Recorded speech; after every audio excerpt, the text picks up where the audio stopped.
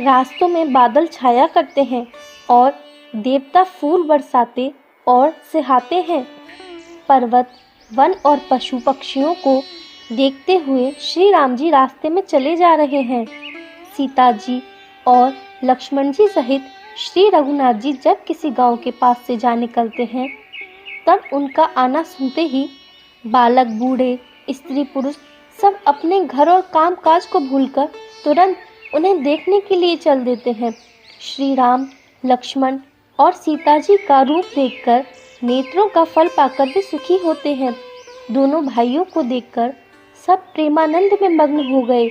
उनके नेत्रों में जल भर आया और शरीर पुलकित हो गए। उनकी दशा वर्णन नहीं की जाती। वे एक एक को पुकार कर सीख देते हैं कि इसी क्षण नेत्रों का लाभ ले लो।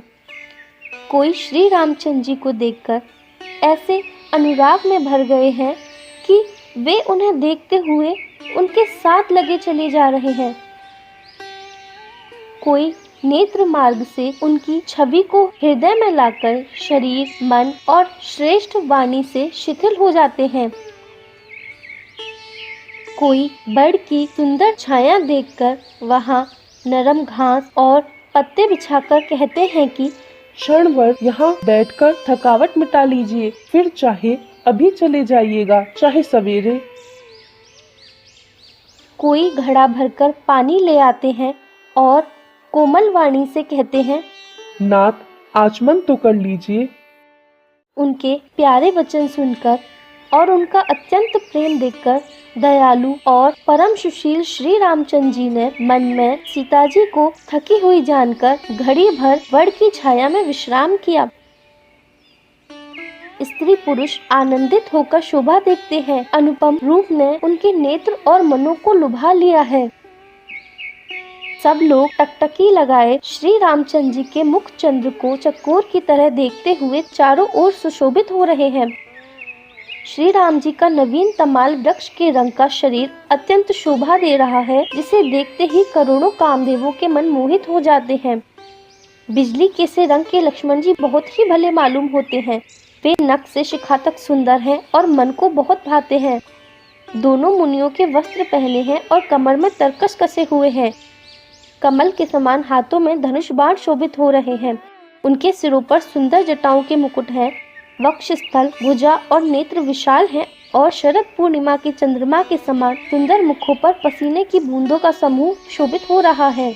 उस मनोहर जोड़ी का वर्णन नहीं किया जा सकता, क्योंकि शोभा बहुत अधिक है और मेरी बुद्धि थोड़ी है। श्री राम, लक्ष्मण और सीता जी की सुंदरता को सब लोग मन, चित्त और बुद्धि तीनों को लगाकर देख रहे हैं। प्रेम के प्यासे स्त्री पुरुष ऐसे थकित रह गए जैसे दीपक को देखकर हिरनी और हिरण। गांव की स्त्रियां सीता जी के पास जाती हैं, परंतु अत्यंत स्नेह के कारण पूछते सकुचाती हैं। बार बार सब उनके पांव लगती और सहज ही सीधे साधे कोमल वचन कहती हैं।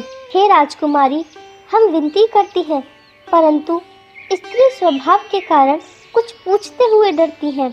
हे स्वामिनी, हमारी ढिठाई क्षमा कीजिएगा और हमको गंवारी जानकर बुरा न मानिएगा। ये दोनों राजकुमार स्वभाव से ही लावण्यमय हैं। मरकतमणि और सुवर्ण ने कांति इन्हीं से पाई है। श्याम और गौर वर्ण है, सुंदर किशोर अवस्था है। दोनों ही परम सुंदर और शोभा के धाम है। शरद पूर्णिमा के चंद्रमा के समान इनके मुख और शरद ऋतु के कमल के समान इनके नेत्र हैं। हे सुमुखी, कहो तो अपनी सुंदरता से करोड़ों कामदेवों को लजाने वाले ये तुम्हारे कौन हैं? उनकी ऐसी प्रेममयी सुंदर वाणी सुनकर सीता जी सकुचा गईं और मन ही मन मुस्कुराईं। उत्तम वर्ण वाली सीता जी उनको देखकर पृथ्वी की ओर देखती हैं। वे दोनों ओर के संकोच से सकुचा रही हैं। हिरण के बच्चे के सदृश नेत्र वाली और कोकिल की सी वाणी वाली सीता जी सकुचाकर प्रेम सहित मधुर वचन बोली। ये जो सहज स्वभाव, सुंदर और गोरे शरीर के हैं, उनका नाम लक्ष्मण है। ये मेरे छोटे देवर हैं। फिर सीता जी ने अपने चंद्रमुख को आंचल से ढककर और प्रियतम की ओर निहार कर बोहे टेढ़ी करके खंजन पक्षी के से सुंदर नेत्रों को तिरछा करके सीता जी ने इशारे से उन्हें कहा कि ये मेरे पति हैं। यह जानकर गांव की सब युवती स्त्रियां इस प्रकार आनंदित हुईं मानो कंगालों ने धन की राशियां लूट ली हों। वे अत्यंत प्रेम से सीता जी के पैरों पड़कर बहुत प्रकार से आशीष देती हैं कि जब तक शेष जी के सिर पर पृथ्वी रहे तब तक तुम सदा सुहागनी बनी रहो और पार्वती जी के समान अपने पति की प्यारी हो। हे देवी, हम पर कृपा न छोड़ना। हम बार बार हाथ जोड़कर विनती करती हैं जिसमें आप फिर इसी रास्ते लौटें और हमें अपनी दासी जानकर दर्शन दें। सीता जी ने उन सबको प्रेम की प्यासी देखा और मधुर वचन कह कहकर उनका भली भांति संतोष किया, मानो चांदनी ने कुमुदनियों को खिलाकर पुष्ट कर दिया हो। उसी समय श्री रामचंद्र जी का रुख जानकर लक्ष्मण जी ने कोमल वाणी से लोगों से रास्ता पूछा। यह सुनते ही स्त्री पुरुष दुखी हो गए, उनके शरीर पुलकित हो गए और नेत्रों में जल भर आया। उनका आनंद मिट गया और मन ऐसे उदास हो गए मानो विधाता दी हुई संपत्ति छीने लेता हो। कर्म की गति समझकर उन्होंने धैर्य धारण किया और अच्छी तरह निर्णय करके सुगम मार्ग बतला दिया। तब लक्ष्मण जी और जानकी सहित श्री रघुनाथ जी ने गमन किया और सब लोगों को प्रिय वचन कहकर लौटाया, किंतु उनके मनों को अपने साथ ही लगा लिया।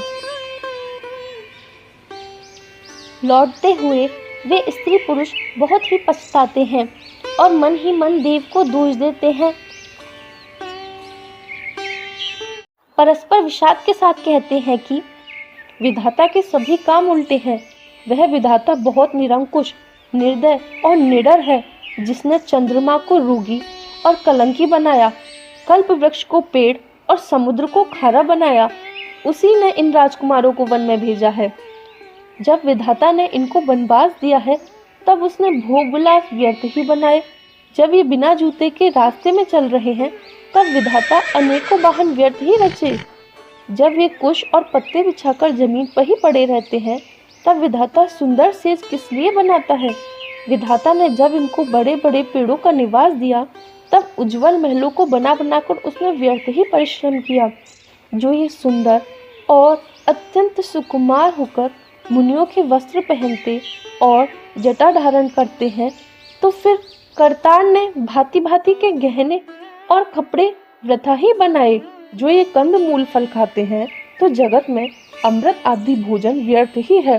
कोई एक कहते हैं ये स्वभाव से ही सुंदर है, ये अपने आप प्रकट हुए हैं, ब्रह्मा के बनाए नहीं हैं। हमारे कानों, नेत्रों और मन के द्वारा अनुभव में आने वाली विधाता की करनी को जहाँ तक वेदों ने वर्णन करके कहा है, वहाँ तक 14 लोकों में ढूंढ देखो, ऐसे पुरुष और ऐसी स्त्रियां कहाँ हैं। इन्हें देखकर विधाता का मन अनुरक्त हो गया। तब वह भी इन्हीं की उपमा के योग्य दूसरे स्त्री पुरुष बनाने लगा। उसने बहुत परिश्रम किया परंतु कोई उसकी अटकल में ही नहीं आए। इसी ईर्ष्या के मारे उसने इनको जंगल में लाकर छिपा दिया है। कोई एक कहते हैं हम बहुत नहीं जानते, हाँ अपने को परम धन्य अवश्य मानते हैं और हमारी समझ में वे भी बड़े पुण्यवान हैं जिन्होंने इनको देखा है, जो देख रहे हैं और जो देखेंगे। प्रिय वचन कह कहकर सब नेत्रों में जल भर लेते हैं और कहते हैं कि ये अत्यंत सुकुमार शरीर वाले दुर्गम मार्ग में कैसे चलेंगे। स्त्रियां स्नेहवश विकल हो जाती हैं, मानो संध्या के समय चकवी सो रही हो। इनके चरण कमलों को कोमल तथा मार्ग को कठोर जानकर वे व्यथित हृदय से उत्तम वाणी कहती हैं। इनके कोमल और लाल लाल चरणों को छूते ही पृथ्वी वैसे ही सकुचा जाती है जैसे हमारे हृदय सकुचा रहे हैं। जगदीश्वर ने यदि इन्हें वनवास ही दिया तो सारे रास्तों को पुष्प में क्यों नहीं बना दिया। यदि ब्रह्मा से मांगे मिले तो हे सखी, इन्हें अपनी आंखों में ही रखे। जो स्त्री पुरुष इस अवसर पर नहीं आए वे श्री सीताराम जी को नहीं देख सके। उनके सौंदर्य को सुनकर वे व्याकुल होकर पूछते हैं कि भाई अब तक वे कहाँ तक गए होंगे। जो समर्थ है वे दौड़ते हुए जाकर उनके दर्शन कर लेते हैं और जन्म का परम फल पाकर विशेष आनंदित होकर लौटते हैं। अबला स्त्रियां, बच्चे और बूढ़े हाथ मलते और पछताते हैं। इस प्रकार जहाँ जहाँ श्री रामचंद्र जी जाते हैं वहाँ लोग प्रेम के वश में हो जाते हैं। सूर्य कुल रूपी कुमुदनी के प्रफुल्लित करने वाले चंद्रमा स्वरूप श्री रामचंद्र जी के दर्शन कर गांव-गांव में ऐसा ही आनंद हो रहा है। जो लोग कुछ भी समाचार पाते हैं वे राजा रानी को दोष लगाते हैं।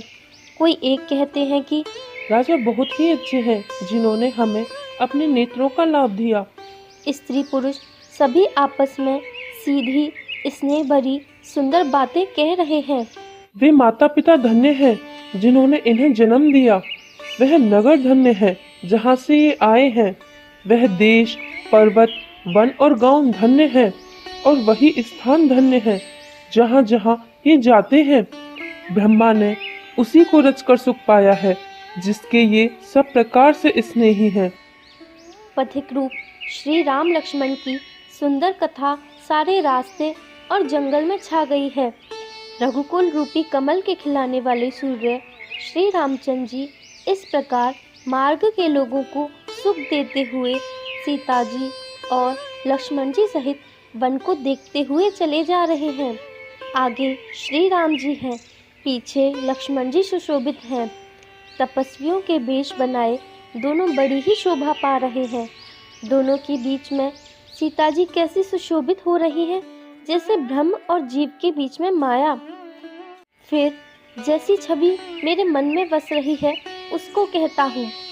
मानो बसंत ऋतु और कामदेव के बीच में रति शोभित हो। फिर अपने हृदय में खोजकर उपमा कहता हूँ कि मानो बुध और चंद्रमा के बीच रोहिणी सोह रही हो।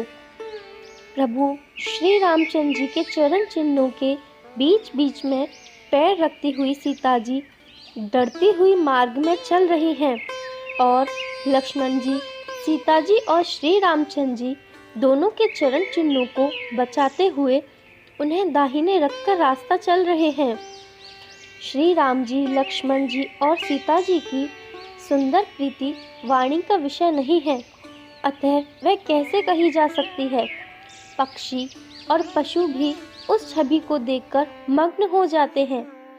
पथिक रूप श्री रामचंद्र जी ने उनके भी चित्त चुरा लिए हैं।